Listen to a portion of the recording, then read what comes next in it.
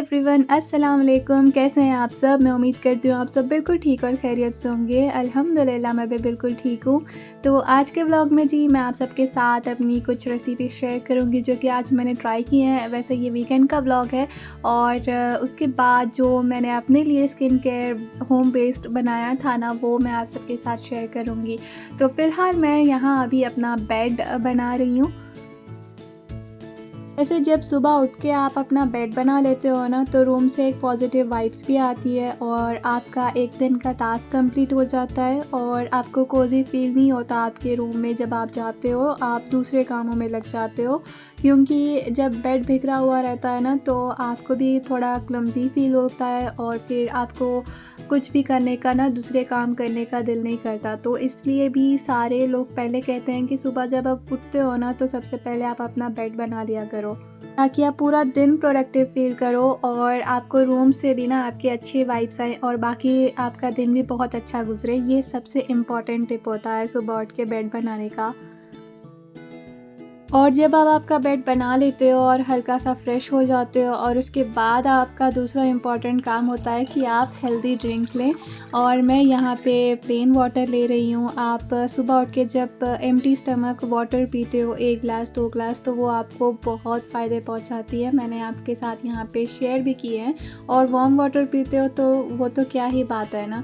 और उसके बाद जब आप मॉर्निंग डिटॉक्स ड्रिंक आप लेते हो ना, तो वो आपके पूरे इंटरनल बॉडी ऑर्गन्स को क्लीन करते हैं, अंदर से आपके बॉडी से टॉक्सिन्स को रिमूव करते हैं।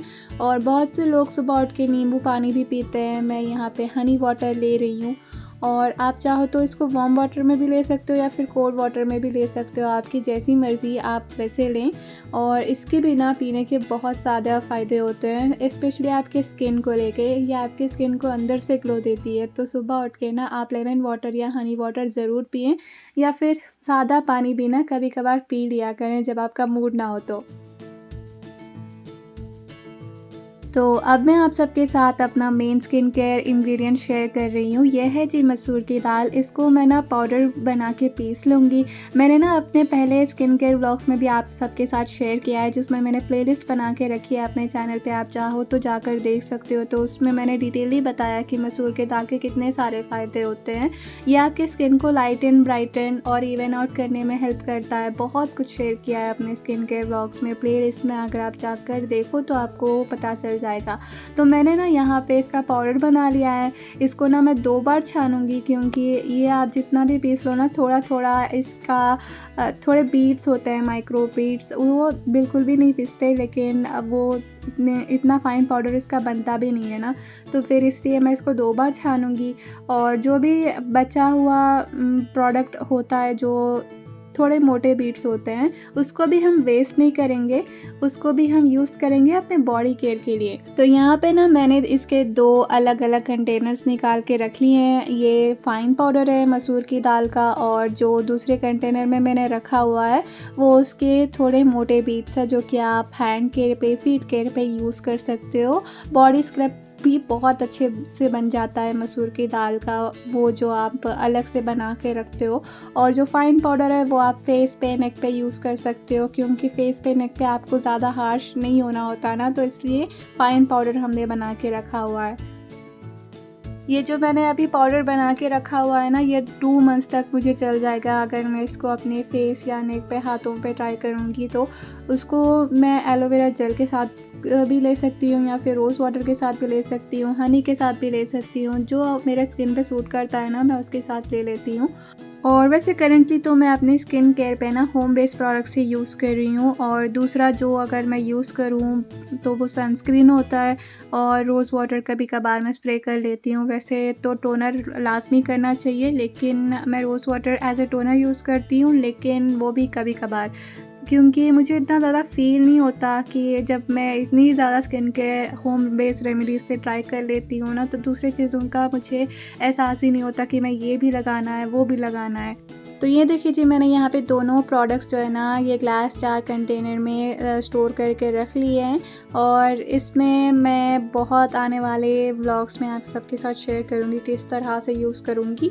और यहाँ पे जी मैं अभी एक रेसिपी ट्राई करने जा रही हूँ जो कि मेरा बहुत दिल था कि बहुत दिनों से मैं बनाऊँगी करके। तो मैंने यहाँ पे गुड़ ले लिया है, इसको मैं क्रश करूँगी चाकू से ही। और वहाँ चूल्हे पे ना मैंने जो मसूर की दाल है उसी को मैंने धो के भिगो के रख दिया, चढ़ा दिया उस पे।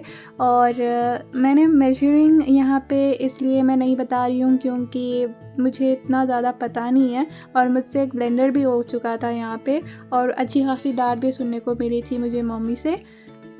वैसे तो आपने थंबनेल में देख ही लिया होगा कि मैंने क्या बनाया है। तो हाँ जी, मैंने मीठे रोटियां बनाई हैं, वो भी घर पे अपनी मम्मी की हेल्प से। तो आपको लग रहा होगा कि क्या ब्लेंडर हो गया है, क्या मैंने कर दिया है। तो ये देखिए जी, मैंने ना मसूर की दाल को कुछ ज़्यादा ही उबाल लिया था, पानी कुछ ज़्यादा ही ऐड कर दिया था, तो ये थोड़ा पतला बन गया था। तो मम्मा ने कहा कि अब तुम इसको कढ़ाई पे चढ़ाओ और इसका जो भी पानी है ना वो खुद ही सोख कर लेगा। और उसके बाद मैंने इसमें ये गुड़ ऐड की है। वैसे मम्मा कह रही थी कि गुड़ बहुत ज़्यादा है तो इसमें तुम आधा ही ऐड करना, तो फिर मैंने उनकी बात सुन के पहले आधा ही ऐड किया हुआ था। और उसके बाद मैंने फिर से ना दोबारा पूरा इसमें ऐड कर ही दिया था क्योंकि मीठा होना चाहिए ना, मीठी रोटियों का टेस्ट तो मीठा होना चाहिए, तो फीके फीके अच्छे भी नहीं लगते। तो फिर उसके बाद मैंने बाकी का गुड़ भी इसमें ऐड कर दिया था और अच्छे से मिक्स भी कर दिया था। और इसको मैंने खूब पकाया था क्योंकि दाल जो थी ना वो बहुत पतली थी, तो इसलिए फिर गुड़ ऐड करने के बाद मैंने बहुत इसको हिलाया, बहुत टाइम लगा था यहाँ पे। उसके बाद मैंने इसको अच्छा खासा हिला के और इसको साइड पे रख दिया हुआ था ठंडा होने के लिए। और फिर मम्मा को मैंने कहा कि आप रोटियां बनाना शुरू करें, अब मेरी हेल्प करें, क्योंकि रोटियों में ये जो दाल के बेलते हैं ना तो फिर वो मुझे थोड़ा सा मुश्किल लगता है। यहाँ पे मैंने इसको टेस्ट भी किया था, ये बहुत मज़े का था। मेरा दिल कर रहा था कि मैं पूरा ऐसे ही खा जाऊँ, लेकिन रोटियों में इसका जो टेस्ट आता है ना वो इससे भी ज़्यादा अच्छा टेस्ट आता है। तो जी यहाँ पे मैंने अपनी मम्मा को लगा दिया था काम पे, मैदे की रोटियां डालने को कहा था मैंने, क्योंकि ये मैदे की रोटियों के साथ ही बहुत अच्छे लगते हैं। क्योंकि ये मैंने जब एक दो बार मैंने ऑर्डर की थी स्विगी से और इतने मज़े के थे ना। और वैसे जब आप ऑर्डर करते हो तो उसमें आप प्राइस ज़्यादा पे करते हो और क्वांटिटी आपको कम मिलती है, तो आपको सेटिस्फाई नहीं मिलता ना। तो फिर बहुत टाइम से मैं सोच रही थी, मम्मा को कह रही थी कि हम बनाते हैं, घर पे बनाते हैं और ज़्यादा अरसे तक ये रहेंगी भी हम, क्योंकि ज़्यादा बन जाता है ना घर पे बनाने से और इसमें पैसे भी खर्च नहीं होते। और यहाँ पे मम्मा ने कहा कि तुम ऑर्डर करके खा भी तो सकती हो, तो मैंने कहा कि मुझे बनाना है घर पे और आपके साथ मिलके बनाना है। और ये मैंने इसलिए कहा था क्योंकि मम्मा ना जब मैं छोटी थी तो तब ये बनाकर मुझे खिलाती थी, मुझे याद है। तो मैं मम्मा को वही याद करवा रही थी कि आप तो पहले बहुत कुछ बनाती थी मेरे लिए, आप क्यों नहीं बना रही। तो मम्मा कह रही थी कि मैं बड़ी हो चुकी हूँ और मुझे पकाना चाहिए, मुझे बनाकर खिलाना चाहिए। तो यहाँ पे जी हमने मैगज़ीन पेपर ली थी, उसमें मैंने ट्राई किया था क्योंकि हमारे पास बटर पेपर था नहीं, क्योंकि मैदे की रोटियां ना अक्सर चिपक जाती हैं और फिर चिपके तो फिर वो फिर खुलती नहीं है और ख़राब हो जाती हैं। यहाँ हुआ भी वही था हमारे साथ।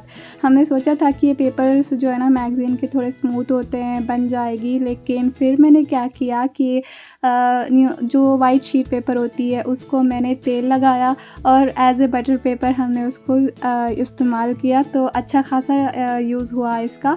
तो आप भी ट्राई कर सकते हो ये ट्रिक। अगर आपके पास बटर पेपर ना हो तो वाइट पेपर में आप तेल लगा के ना इस तरह से बटर पेपर खुद घर पे बना सकते हो। वैसे ये मीठी रोटी ना मैंने पहली बार अपने मॉम के हाथ की ही बनाई हुई खाई थी। जब मैं छोटी थी तो वो घर पे बनाती थी तो और मैं खाती थी। और उसके बाद जब भी ट्राई की तो बाहर की इतनी ज़्यादा मुझे टेस्टी नहीं लगते, लेकिन कुछ स्वीट शॉप्स में बहुत अच्छे से ये बनाकर बेचते हैं। तो मेरा दिल करता है कि मैं ऑर्डर करके खाऊँ, तो जब मेरा दिल करता है मैं ऑर्डर करके खा लेती हूँ। लेकिन यहाँ मैंने कहा कि मम्मा आज बनाते हैं और इसको ट्राई करते हैं। तो जब मम्मा ने बनाया तो बहुत टेस्टी थी। ये पहली रोटी जो है ना, ये इसकी शेप देखकर आप समझ गए होंगे कि ये मैंने बनाई है। तो हाँ जी, ये मैंने बनाई है। पहला ट्राई ना हमेशा ऐसे ही निकलता है। तो ये दूसरी गोल रोटी जो है ना, वो मम्मा ने बनाई है। तो इसको अलग-अलग इसलिए रखा है क्योंकि चिपक जाती है ना मैदे की रोटियाँ। तो यहाँ पे इसको मैं अच्छे से घी लगाकर इसको सेक लूँगी और फिर ये बन के रेडी हो जाएंगी। तो मम्मा जो है ना, वो वहाँ डाइनिंग टेबल के पास बैठकर बेल रही थी और मैं यहाँ पे रोटियों को सेक रही थी। और इन रोटियों का टेस्ट भी जब ही आता है तब आप घी इस्तेमाल करते हो। तो घी का जब टेस्ट इसमें ऐड होता है ना, तो फिर स्वीट का डबल मज़ा हो जाता है। और आप सब सोच रहे होंगे कि ये जो गुड़ वाली रोटियां होती हैं वो तो चने की दाल से बनती हैं। मैं यहाँ पे मसूर की दाल यूज़ की है। तो मैंने यहाँ पे इसलिए यूज़ की है मसूर की दाल कि जब आपको पता हो ना कि जिस चीज़ के ज़्यादा फ़ायदे हों तो वो चीज़ आप ज़्यादा से ज़्यादा यूज़ करते हो। तो मुझे जब पता चला कि मसूर की दाल से बहुत ज़्यादा फ़ायदे हैं, तो मैंने कहा कि मम्मा आज से घर पे मसूर की दाल ही ज़्यादा पकेगी। तो फिर मैं जब भी ट्राई करती हूँ कुछ भी, तो या फिर मैं कुछ बनाने को कहती हूँ तो मम्मा को तो मसूर की दाल का ही यूज़ करने को कहती हूँ। और इसलिए मैंने इन रोटियों में भी ना मसूर की दाल ही यूज़ की है। और ऐसी चीज़ें जब आप घर पे बनाते हो तो आप आपके अकॉर्डिंगली चीज़ों को प्रायोरिटाइज़ करके कर सकते हो ना। तो फिर देखें जी, इतने हेल्दी डिलीशियस ये रोटियां बन के तैयार हो चुकी है ना, देखते ही मुंह में पानी आ रहा होगा ना। तो आप भी घर पे इसको ज़रूर ट्राई करें। तो ये जी 7 से 8 बन गई थी और मैंने बनाते बनाते भी जो है ना एक ट्राई कर लिया हुआ था और मम्मा ने भाई ने खाई हुई थी। और इतनी ज़्यादा ये बन गई थी ना, तो ये 2 3 4 दिन तक चल जाएंगी। जब आप इसको फ्रिज में रखकर ठंडा भी खा सकते हो या फिर गरम कर गरम गरम घी के साथ और भी ऐड करके खा सकते हो। बहुत मज़े की लगती हैं। तो आई होप जी आप सबको आज का व्लॉग बहुत अच्छा लगा होगा। वैसे आज के व्लॉग में भी मैंने आप सबके साथ बहुत कुछ शेयर किया है। तो व्लॉग को लाइक करना मत भूलना और शेयर करना मत भूलना अपने फ्रेंड्स एंड फैमिली के साथ। कमेंट लाजमी करें और जिन्होंने अभी तक सब्सक्राइब नहीं किया वो लोग सब्सक्राइब कर कर ही जाना। और बाकी जी मैं मिलती हूँ अपने नेक्स्ट व्लॉग में। तब तक के लिए अपना बहुत ज़्यादा ख्याल रखें। अस्सलाम वालेकुम, अल्लाह हाफ़िज़।